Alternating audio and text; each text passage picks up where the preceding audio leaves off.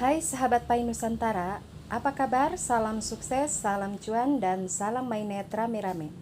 Dan sebelumnya jangan lupa pencet lonceng dan subscribe untuk mendukung channel ini dan agar kalian semua tidak ketinggalan info-info penting lainnya tentang Pai Network.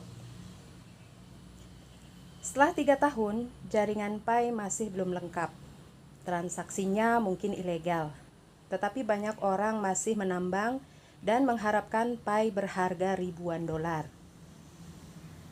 Dengan cryptocurrency populer seperti Bitcoin, Ethereum, mereka yang ingin memiliki harus mengeluarkan uang untuk membeli atau menambang melalui peralatan khusus.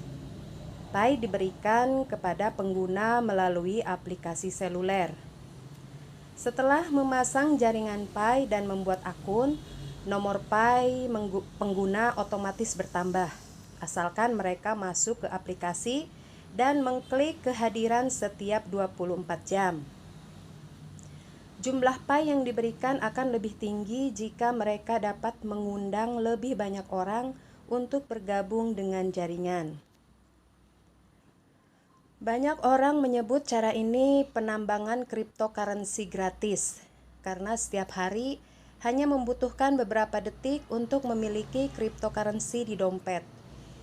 Buku putih proyek juga menyiratkan bahwa menambang Pai di telepon adalah perbedaan proyek dibandingkan dengan cryptocurrency sebelumnya.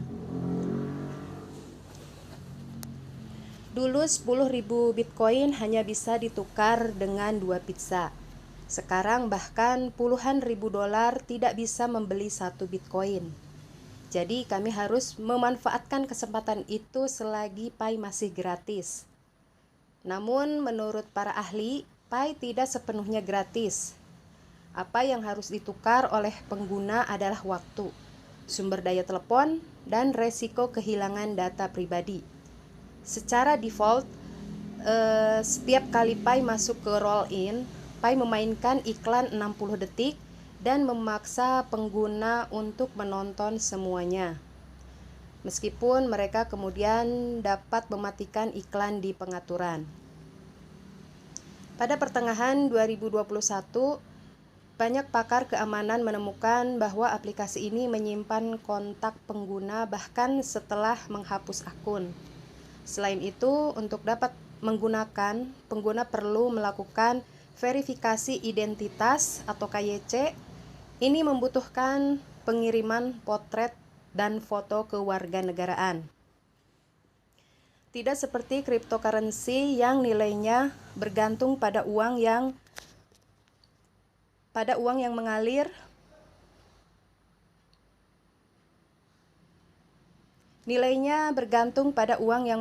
ke pasar. Nilai Pai saat ini didasarkan pada harga konsensus. Pembeli dan penjual setuju satu sama lain tentang nilai Pai dan membayar barang dengan Pai yang sesuai.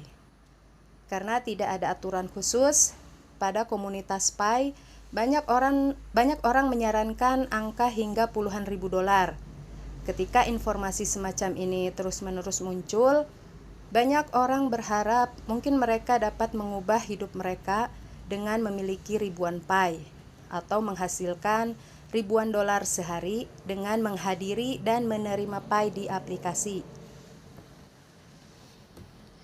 Dalam dokumentasi proyek jaringan Pai mengatakan bahwa pemegang Pai akan memiliki 2 cara untuk menghasilkan uang. Menggunakan Pai untuk membeli barang atau menukar Pai dengan uang kertas. Setelah 13 Juli, ketika proyek memasuki tahap peluncuran resmi, beberapa pengguna Vietnam membual tentang membeli komputer telepon dengan Pai. Namun, menggunakan mata uang virtual untuk membayar barang adalah melanggar hukum di Vietnam. Pai juga saat ini tidak terdaftar di bursa, sehingga tidak dapat diperdagangkan seperti cryptocurrency lainnya. Menurut rencana yang diumumkan sebelumnya, Pai Network mengatakan untuk mulai menguji transaksi Pai pada kuartal keempat tahun 2019. Bahkan setelah hampir 3 tahun, sejumlah kecil pengguna baru dapat melakukan ini. Misalnya pada tahun 2021, tim pengembang mengonfirmasi untuk meluncurkan jaringan resmi atau mainnet pada akhir tahun agar pengguna dapat berdagang. Pada tanggal 28 Desember 2021, tim mengumumkan mainnet, tetapi ternyata tidak ada perubahan selain menambahkan dompet Pi Mainnet dengan saldo 0. Tim terus menunda dengan membagi mainnet tertutup menjadi 2 fase. Open Mainnet dijadwalkan berlangsung pada hari Pi 14 Maret atau 28 Juni. Hingga akhir Juni mainnet tertutup dilakukan dan pengguna diminta untuk menunggu 14 hari lagi untuk memindahkan Pi ke jaringan. Menurut statistik di Google Trends dan peringkat aplikasi di App Store, Google Play, di setiap tahap proyek yang menjanjikan ini, sejumlah pencarian dan unduhan aplikasi di Pi Network dan Pi Browser meroket, kemudian secara bertahap menurun. Salah satu persyaratan lain dari Pi Network adalah pengguna harus KYC meskipun mengklaim dapat KYC untuk 90.000 orang per hari. Setelah hampir setengah tahun, Pi Network telah KYC 1,5 juta orang. Menurut pengumuman pendiri pada 28 Juni, sebagian besar pengguna yang tersisa masih KYC dan belum dapat menggunakan Pi mereka untuk apapun. Terima kasih sudah menonton.